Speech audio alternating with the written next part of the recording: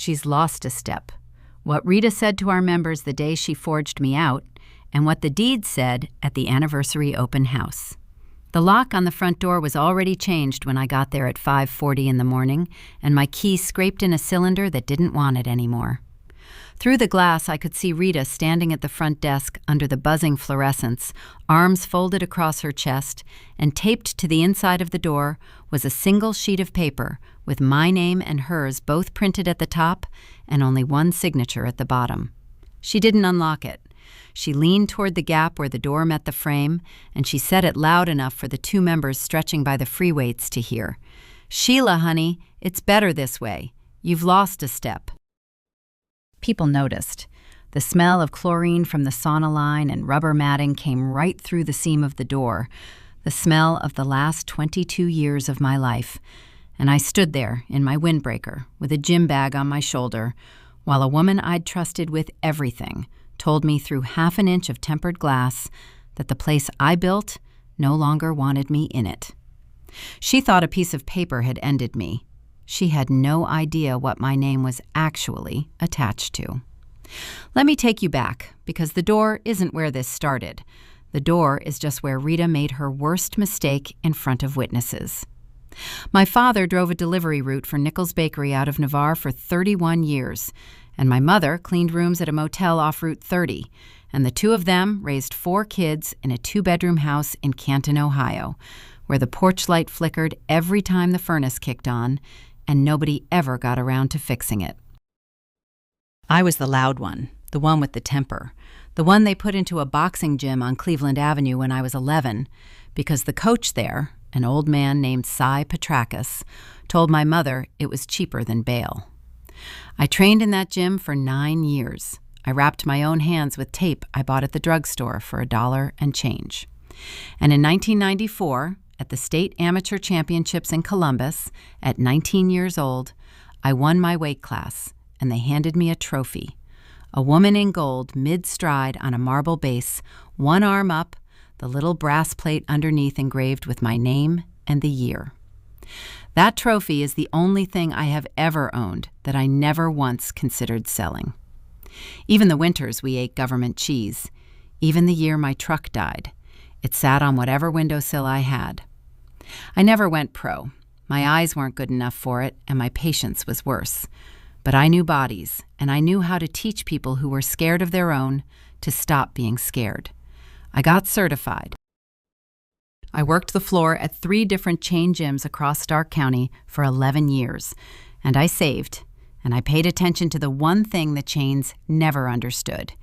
People don't come back for the equipment. They come back for the person who remembers their kid's name. I met Rita Colangelo in 2002 at a Bally Total Fitness on Whipple Avenue, where we both worked the floor. She was quick and funny, and she could sell a membership to a fence post, and she made the front desk feel like somebody's kitchen. We used to close together on Tuesdays and split a large pepperoni from the Marcos next door and talk about what we'd do if it were ours. Not theirs, ours. She had the mouth, and I had the hands, was how we said it, and for a long time that was true, and it was good. In 2004, I found the building. A dead auto parts warehouse on 12th Street Northwest, 6,800 square feet, brick with a leaking roof and good bones, and a bank that didn't want it anymore. The asking was $214,000, and I talked them to $186,000 because nobody else had looked at it in a year. Here is the part that matters, the part I need you to hold on to through everything that comes next. So I'm going to say it as plainly as I know how. I bought that building. Me, Sheila Monroe. My name alone went on the deed at the Stark County Recorder's Office on March 9th, 2004. I put down $31,000 that had taken me 11 years of split pizzas and no vacations to save, and I signed a mortgage note that had my signature and no one else's on all 40 pages. Rita didn't have the down payment. Rita didn't have the credit. Rita had the mouth, and the mouth was worth a lot.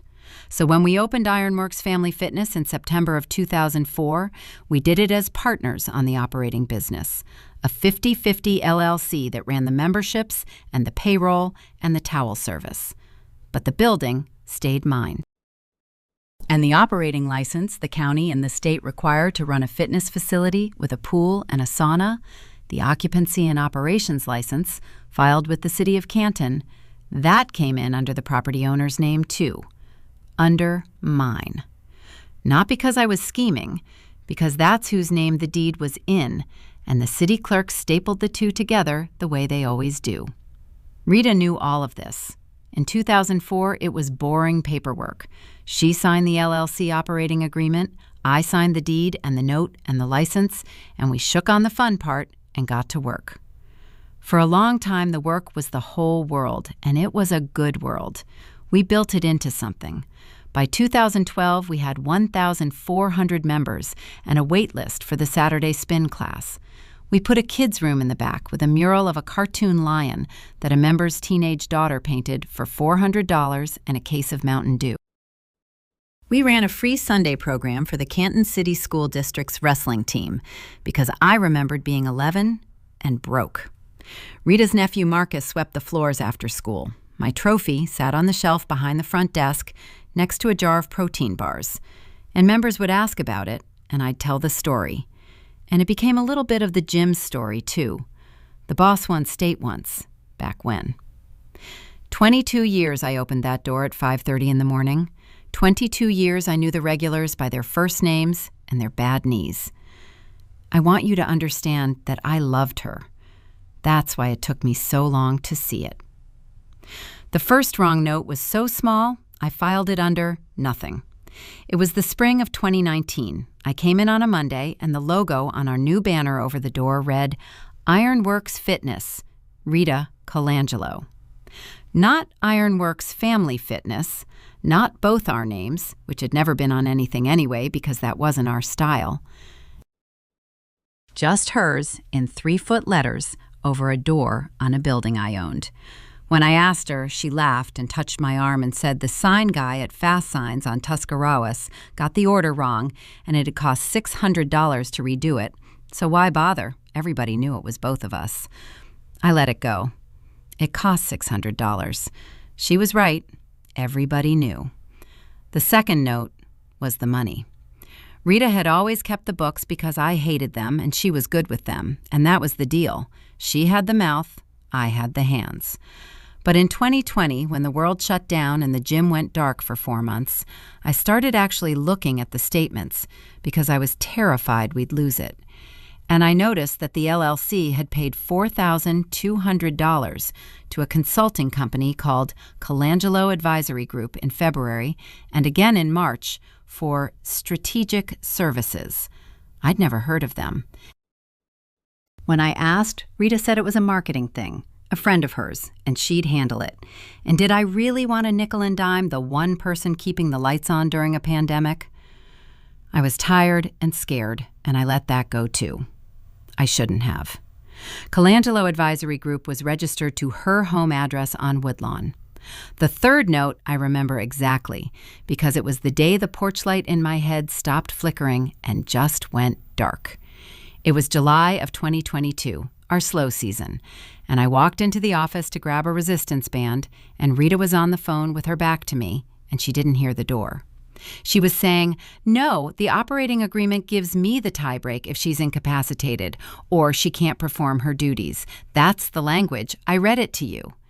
Then she heard the door and turned around and smiled that Bally's smile and hung up and said it was the insurance company.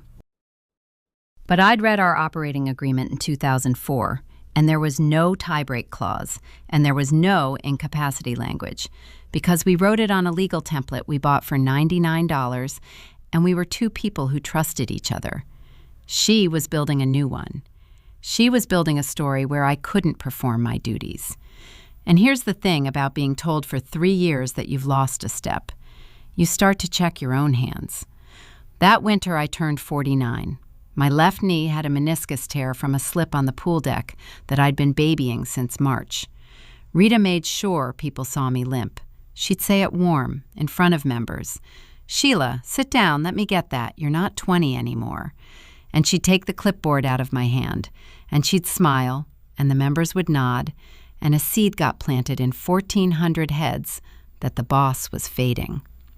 She scheduled the hard early classes for herself now and gave me the quiet mid-mornings. She hired 2 new trainers I'd never met, both loyal to her, and let one of mine go, a kid named Beckett who'd been with us 4 years, while I was out 2 days for the knee. She moved my trophy off the front desk shelf and into the office, up on the high cabinet where you needed the step stool, to make room for the new smoothie display.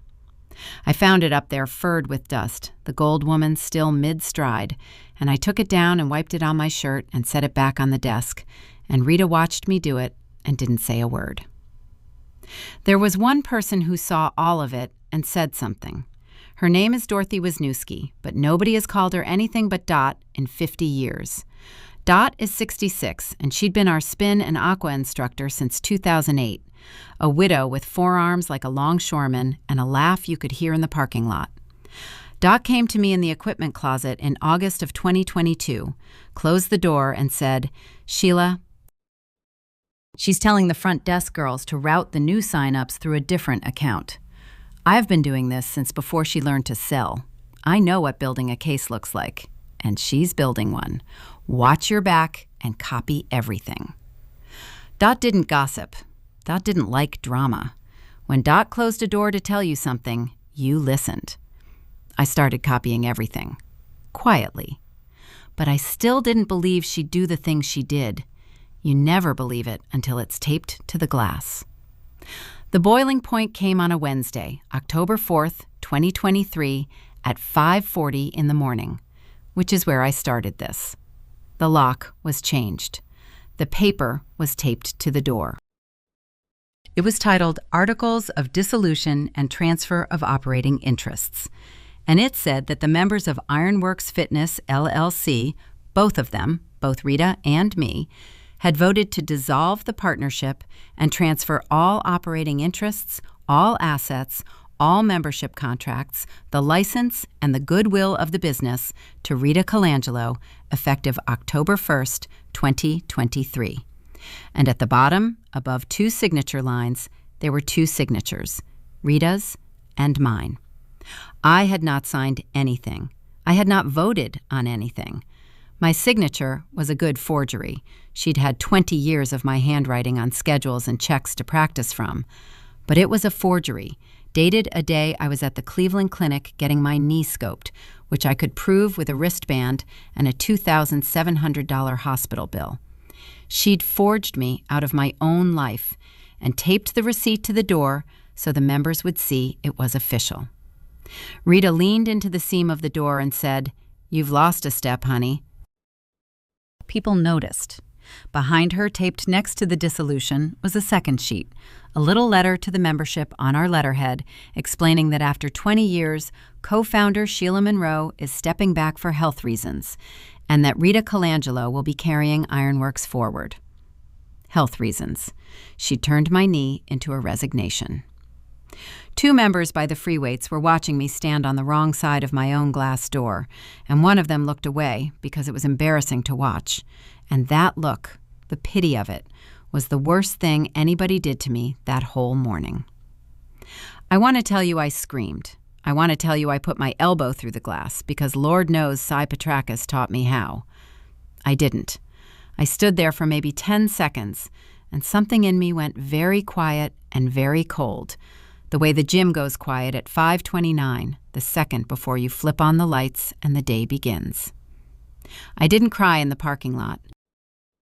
I sat in my truck, a 2011 Silverado that needs 2 turns of the key on a cold morning and gave me both, and I looked at the trophy because I'd taken it home the week before when I found it in the dust, and it was riding in the passenger seat wrapped in a towel like a person.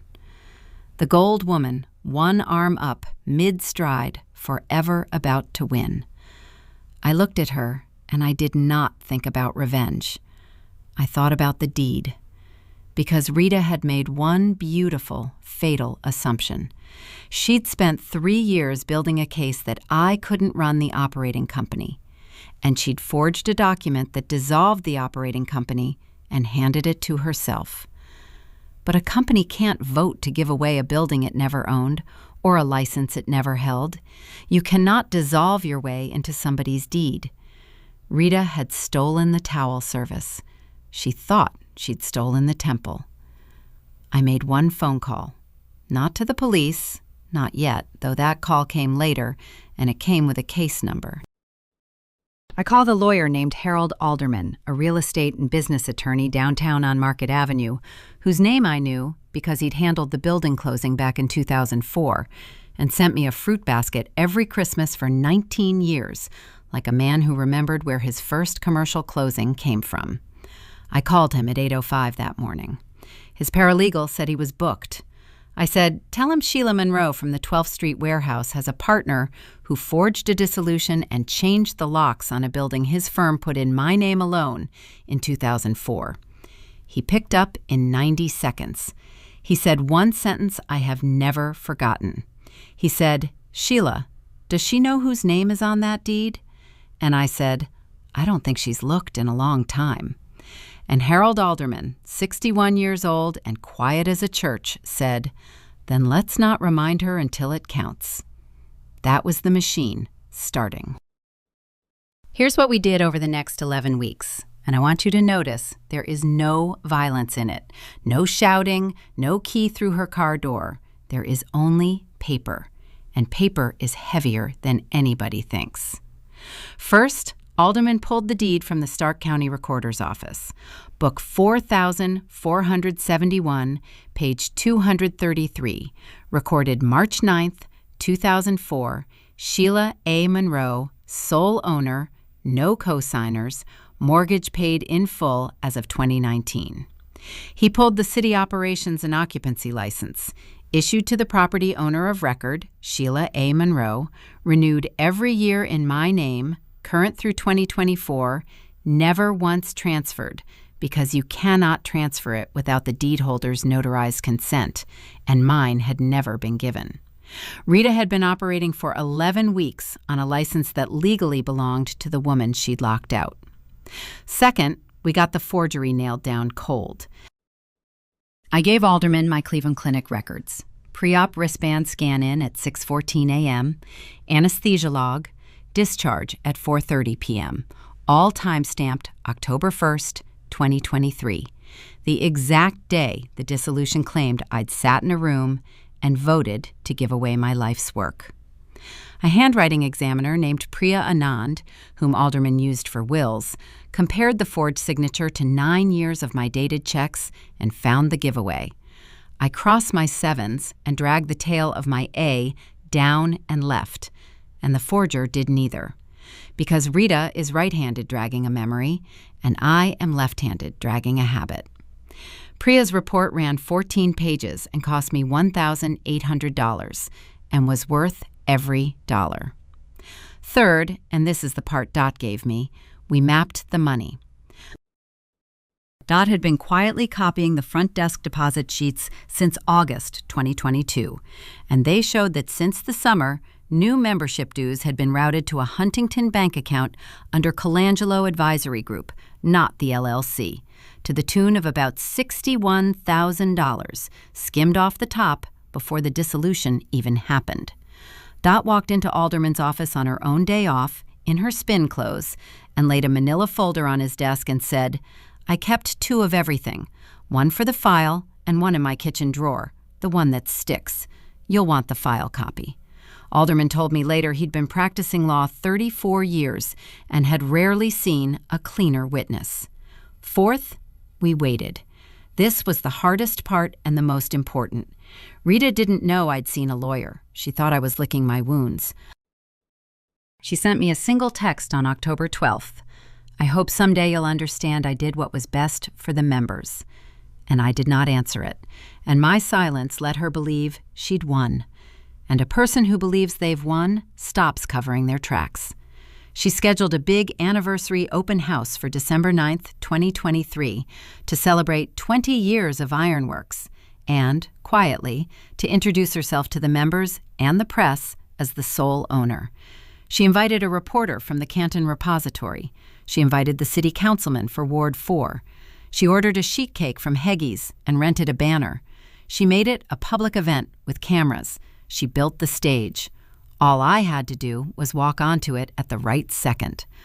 Alderman wanted to serve her at her house, private, clean. I asked him for one thing. I asked him to let me hand it to her myself, in the gym, on December 9th, in front of the members she'd told I'd lost a step. He looked at me over his glasses for a long moment, and he said, "That's not strictly necessary." And I said, "Neither was the tape on the glass." He nodded slowly and said, "Wear something with pockets. Keep the papers flat." The morning of December 9th, I got up at 4:30 out of 20 years of habit, and I wrapped the trophy in its towel and put it in the truck, and the Silverado turned over on the second try in the cold, and I drove to a gym I owned but hadn't stood inside in 66 days. The open house started at 10. I got there at 10:40 when it was full. Maybe 90 people, members with their kids, the councilman in a Brown's quarter zip, the reporter with a camera around her neck, the sheet cake from Heggy's half gone, a banner over the front desk that read, 20 years of Ironworks, Rita Colangelo. My trophy was not on the shelf. Rita was up front by the desk with a microphone mid-speech, telling 90 people the story of how she'd built this place from a leaking warehouse with her own 2 hands. I stood in the back by the cartoon lion, and Dot was next to me in her spin clothes, and Harold Alderman was next to me in a gray suit holding a leather folio, and Rita saw us, and her sentence stopped in the middle of a word. "Sheila," she said into the microphone, recovering, warm, deadly. "Everybody, this is my old partner, Sheila. She's been going through some health things. Sheila, honey, we're so glad you came, but this is a private event for the Ironworks family, so maybe I own the building, Rita." I didn't say it loud. I've learned that the quiet ones carry farther in a full room because everybody leans in. 90 people leaned in. The reporter's head came up. "I own the building," I said again, and I started walking to the front, past the free weights, past the 2 members who'd watched me get locked out in October, and one of them, I swear, started to smile. I bought it in 2004 for $186,000 with $31,000 of my own money, and I paid off the note in 2019, and my name is the only name on the deed. Book 4471, page 233, Stark County Recorder. You can look it up on your phone right now. I'll wait. Rita's face did a thing I'd waited 3 years to see. The Bally's smile was still there, but the blood had gone out from under it, so it sat on her face like a mask that didn't fit anymore. Sheila, that's not relevant. The partnership was dissolved. The members voted. The LLC was dissolved, Alderman said, stepping up beside me, and he had a lawyer's voice, dry and unhurried, the kind of voice that makes a room go still. By a document dated October 1st, bearing Ms. Monroe's forged signature. He opened the folio. On October 1st, Ms. Monroe was under general anesthesia at the Cleveland Clinic. Here is the anesthesia log. Here is a 14-page forensic handwriting analysis. But none of that is even the point, and I want the members here to understand the point, because it's simple. He held up a single blue-backed page. This is the deed. The LLC that Ms. Colangelo dissolved never owned this building. It rented it, month to month, from Ms. Monroe. You cannot give away what you were only renting. The dissolution transferred a towel and treadmill operating company. It did not transfer 1 brick of this building, and it could not, because a company cannot vote away another person's real estate. He held up a second page, a green one. And this is the city operations license, the license that legally permits a pool, a sauna, and 90 people to be standing in this room right now. It is issued to the owner of record. That is Ms. Monroe. It has never been transferred because transfer requires her notarized consent, which she never gave. Which means, Ms. Colangelo, that you have been operating this facility without a valid license for 69 days, and every membership dollar you collected in that time was collected under a license that was never yours. The room made a sound. Not a gasp, worse. A murmur, 90 people turning to each other, and the councilman took a step back from Rita the way you step back from something on the sidewalk, and the reporter lifted her camera. Rita reached for it the only way she had left. Sheila. Her voice cracked, and she came around the desk toward me with both hands out, and the microphone hung dead at her side, and she was not the woman with the mouth anymore. She was a 51-year-old woman who had just watched the floor open under her in front of the councilman and the newspaper. Sheila, please, we can fix this. We built this together, you and me. Don't do this in front of...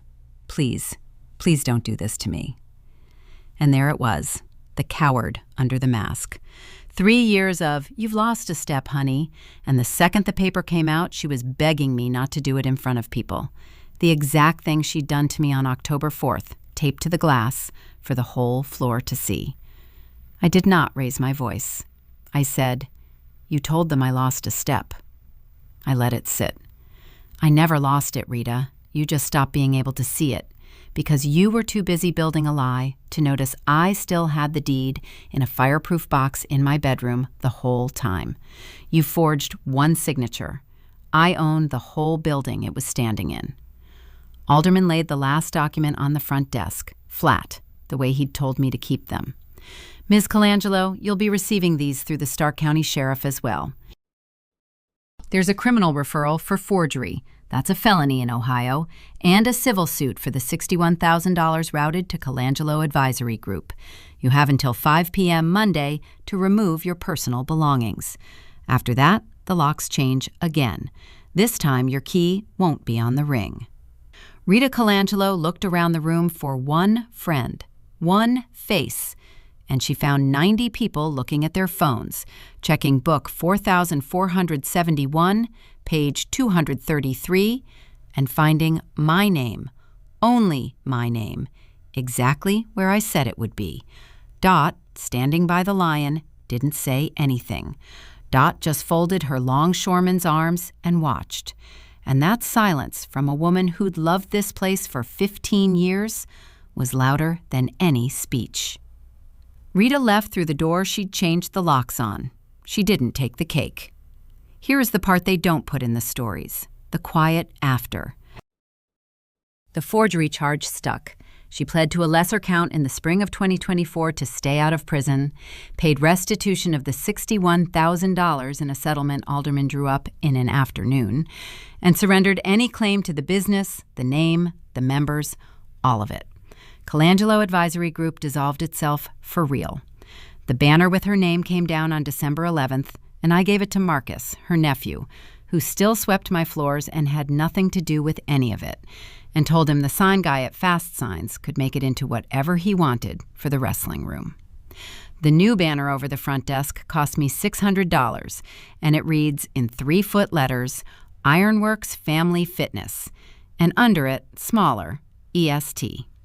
2004, Sheila Monroe, both parts of the name, the whole thing.